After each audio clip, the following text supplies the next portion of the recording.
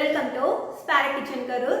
இன்னைக்கு சூப்பரான மொறுமொறுன்னு ஒரு ஸ்நாக் ரெசிபி பார்க்கலாம். இந்த ரெசிபி பார்க்கறதுக்கு முன்னாடி நம்ம சேனல் ஸ்பார கிச்சன் கரூரை சப்ஸ்கிரைப் பண்ணாதவங்க சப்ஸ்கிரைப் பண்ணிடுங்க. அப்படியே பக்கத்தில் இருக்க பெல் ஐக்கானையும் கிளிக் பண்ணிடுங்க. வாங்க இந்த ஸ்நாக் ரெசிபி எப்படி பண்ணுறதுன்னு பார்க்கலாம்.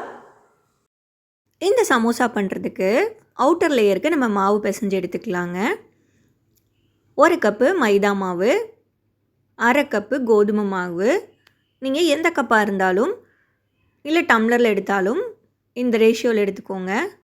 அடுத்து 1/4 கப்பு அரிசி மாவு ஆட் பண்ணிக்கலாங்க. தேவையான அளவு உப்பு ஆட் பண்ணிக்கலாம். கொஞ்சமாக ஆப்ப சோடா, ஒரு 1/4 டீஸ்பூன் ஆப்ப சோடா ஆட் பண்ணிக்கலாங்க. இதை நல்லா மிக்ஸ் பண்ணி விட்டுட்டு கொஞ்சம் கொஞ்சமாக தண்ணி ஆட் பண்ணி நம்ம பிசைஞ்சு எடுத்துக்கலாங்க. இது ஒரு நல்ல ஈவினிங் டைம் ஸ்நாக் ரெசிபியாக இருக்குங்க. தண்ணி ஒரேடியாக ஊற்றிடாமல் இந்த மாதிரி அப்பப்போ தண்ணி ஆட் பண்ணி பிசைஞ்சு எடுத்துக்கலாங்க. கொஞ்சமாக எள்ளு ஆட் பண்ணியிருக்கேங்க. உங்களுக்கு விருப்பப்பட்டால் அதை ஆட் பண்ணிக்கலாம், இல்லைன்னா ஸ்கிப் பண்ணிக்கலாம். இந்த மாதிரி மாவை பிசைஞ்சிட்டு ஒரு 1/2 அன் ஹவர் இது ஊற விட்டுறலாங்க. கடைசியாக இதில் 1 டேபிள் ஸ்பூன் ஆயில் விட்டு நல்லா பிசைஞ்சு இது ஊற விட்டுறலாங்க. கொஞ்சம் இந்த மாதிரி அழுத்தம் கொடுத்து பிசைஞ்சு வச்சுக்கலாம்.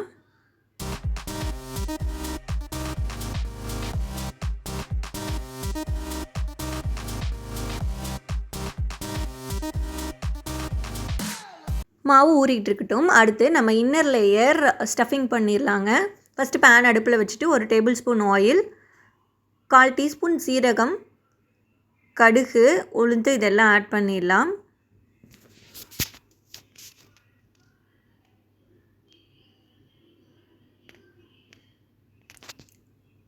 கொஞ்சமாக சோம்பு ஆட் பண்ணிக்கலாங்க. இது நல்லா பொரிஞ்சு வந்ததுக்கப்புறமா பொடியாக நறுக்கின பெரிய வெங்காயம் 1, ஒரு பச்சை மிளகாய், கருவேப்பிலை, கொத்தமல்லி இது எல்லாமே இதில் ஆட் பண்ணிடலாங்க. இதெல்லாம் நல்லா வணங்கினதுக்கப்புறம் இதில் 2 பொட்டேட்டோ வேக வச்சதை ஆட் பண்ணிக்கலாங்க. ஸ்மாஷ் பண்ணிவிட்டு இதை நல்லா நம்ம மிக்ஸ் பண்ணி விட்டுறலாங்க. இதில் அடுத்து இதில் 1/4 டீஸ்பூன் மஞ்சள் தூள் ஆட் பண்ணிக்கலாங்க. 1/2 டீஸ்பூன் வரமிளகாய் தூள் ஆட் பண்ணிக்கலாம். இதுக்கு தேவையான அளவு உப்பும் ஆட் பண்ணிக்கலாங்க. அடுத்து இதில் 1/4 டீஸ்பூன் கரம் மசாலா ஆட் பண்ணிக்கலாங்க. இதெல்லாம் நல்லா கலந்து விட்டுடலாம். ஒரு 2 மினிட்ஸ் அடுப்பில் இருந்துச்சுன்னா நம்மளுக்கு ஸ்டஃபிங் ரெடி ஆகிடுங்க. நம்ம பிசைஞ்சு வச்சு 1/2 அன் ஹவர் ஆயிடுச்சுங்க. சமோசாவுக்கு அவுட்டர் லேயர் பண்ணுறதுக்கு நம்ம மாவை தேய்ச்சிட்டு எடுத்துக்கலாங்க. நம்ம இன்றைக்கி 2 மெத்தடில் செய்ய போகிறோம். இப்போ பண்ணுறது ஃபஸ்ட்டு மெத்தட். இது ஈஸியாகவும் இருக்கும், சிம்பிளாகவும் இருக்குங்க. சப்பாத்திக்கு தேய்க்கிற மாதிரி மாவை நல்லா தின்னாக இந்த மாதிரி தேய்ச்சி எடுத்துக்கலாங்க. இந்த மாதிரி ஓரங்கள்லாம் நம்ம கட் பண்ணிவிட்டு பாக்ஸாக இதை நம்ம கட் பண்ணி ரெடி பண்ணி எடுத்துக்கலாங்க.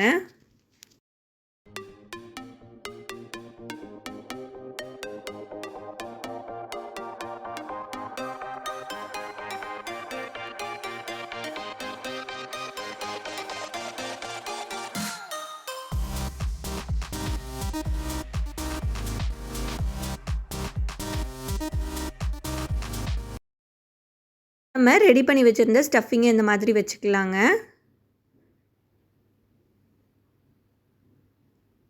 அடுத்து இதை அழகாக நம்ம மடித்து எடுத்துக்கலாம்.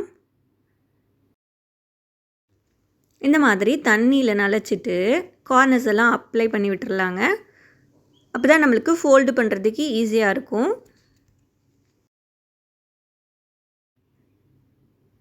அழகாக இந்த மாதிரி 4 சைடுமே கவர் பண்ணுற மாதிரி நம்ம ஃபோல்டு பண்ணி எடுத்துக்கலாம்.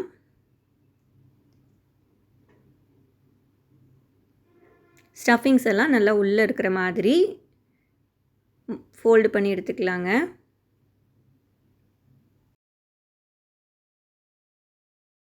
எல்லாத்தையும் இதே மாதிரியே ஃபோல்டு பண்ணி எடுத்துக்கலாங்க.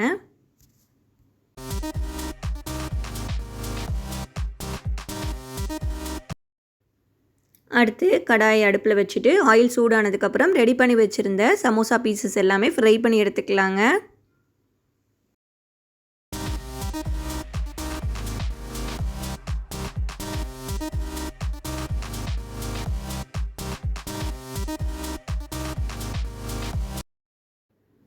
ரெண்டு பக்கமுமே நல்லா திருப்பி போட்டு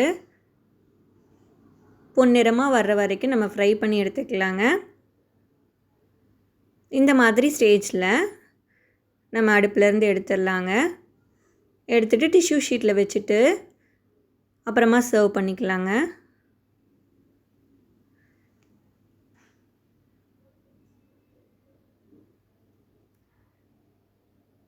அடுத்து ஒரு பேட்ச் நான் இதே மாதிரியே ஃப்ரை பண்ணி எடுத்துக்கிறேங்க.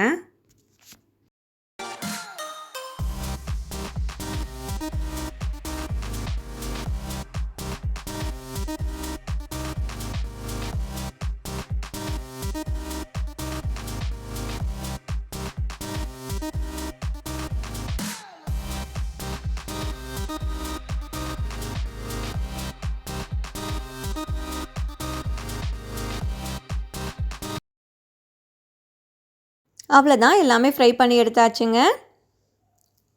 இதோட டேஸ்ட்டு சூப்பராக இருக்கும். வெளியில் நல்லா கிறிஸ்பியாக, உள்ளே இருக்க ஸ்டஃபிங் நல்லா சாஃப்டாக வெந்து வந்திருக்கும். இதே மாதிரி நீங்களும் ட்ரை பண்ணி பாருங்கள் ஃப்ரெண்ட்ஸ்.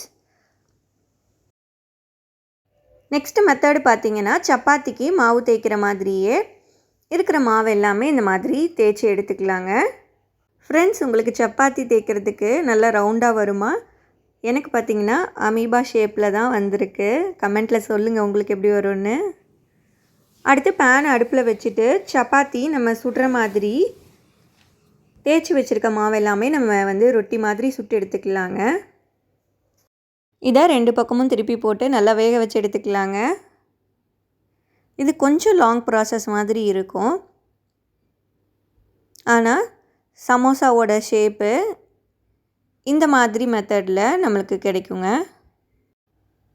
எல்லா மாவுமே சுட்டு எடுத்தாச்சுங்க. அடுத்து இதை நம்ம ஷேப்பாக கட் பண்ணி எடுத்துக்கலாங்க.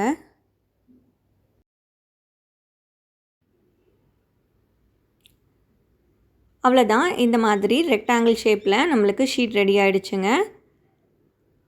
நம்மளுக்கு இந்த எட்ஜஸ்லாம் சின்ன சின்னதாக இந்த மாதிரி கட் பண்ணிவிட்டு அடுத்து ஆயில் சூடு பண்ணும்போது நம்ம இதை ஃப்ரை பண்ணி எடுத்துக்கலாங்க. சமோசா ஷீட் நல்லா ஒட்டி கவராகி வர்றதுக்கு நம்ம ஒரு பேஸ்ட் ரெடி பண்ணிக்கலாம். 2 டேபிள் ஸ்பூன் மைதா மாவு ஆட் பண்ணிக்கலாங்க. கொஞ்சமாக இதில் தண்ணி சேர்த்துட்டு மிக்ஸ் பண்ணி ரெடி பண்ணி எடுத்து வச்சுக்கலாம். நம்ம ஃப்ரை பண்ண வச்சுருக்க ஆயில்லையே எட்ஜஸ்லாம் குட்டி குட்டியாக கட் பண்ணி வச்சுருக்கோம் இல்லைங்களா, அதையும் ஆட் பண்ணிவிட்டு நம்ம ஃப்ரை பண்ணி எடுத்துக்கலாங்க.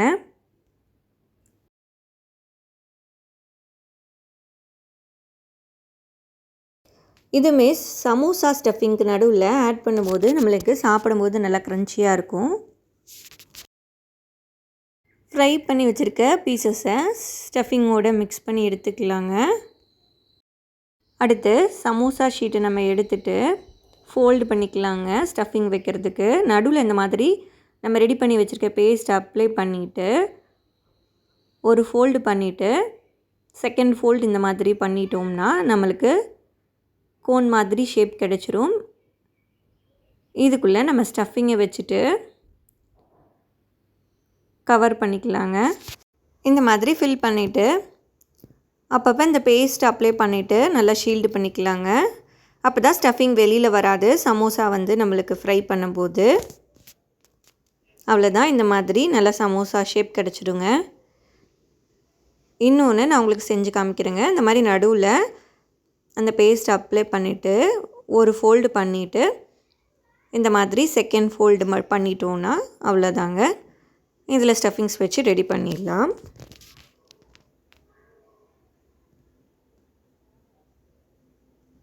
எல்லா ஷீட்லேயுமே இந்த மாதிரி ரெடி பண்ணி எடுத்துக்கலாங்க. அடுத்து கடாய் அடுப்பில் வச்சுட்டு எண்ணெய் சூடானதுக்கப்புறம் இந்த மாதிரி சமோசா பீசஸை ஆட் பண்ணி நம்ம ஃப்ரை பண்ணி எடுத்துக்கலாங்க. உங்களுக்கு ஃபஸ்ட்டு ப்ராசஸ் ஈஸியாக இருக்குமா, செகண்ட் ப்ராசஸ் ஈஸியாக இருக்குமான்னு கமெண்ட்டில் சொல்லுங்கள். நல்லா பொன்னிறமாக ஆகிற வரைக்கும் நல்லா ஃப்ரை பண்ணி எடுத்துக்கலாங்க. இந்த மாதிரி பொன்னிறமாக வந்ததுக்கப்புறம் எடுத்துக்கலாங்க. அடுத்து இன்னொரு பேட்ச் இதே மாதிரி ஃப்ரை பண்ணி எடுத்துக்கிறேங்க. ஃப்ரெண்ட்ஸ், இதே அளவுகளோட ஆசிட்டிஸ் செஞ்சு பாருங்கள், கண்டிப்பாக சூப்பராக வரும். ஈவினிங் டைமில் டீ காம்பினேஷனோட சமோசா செஞ்சு சாப்பிட்டோம்னா சூப்பராக இருக்கும். அதுவும் யாராவது செஞ்சு கொடுத்தா அதை விட சூப்பராக இருக்கும்.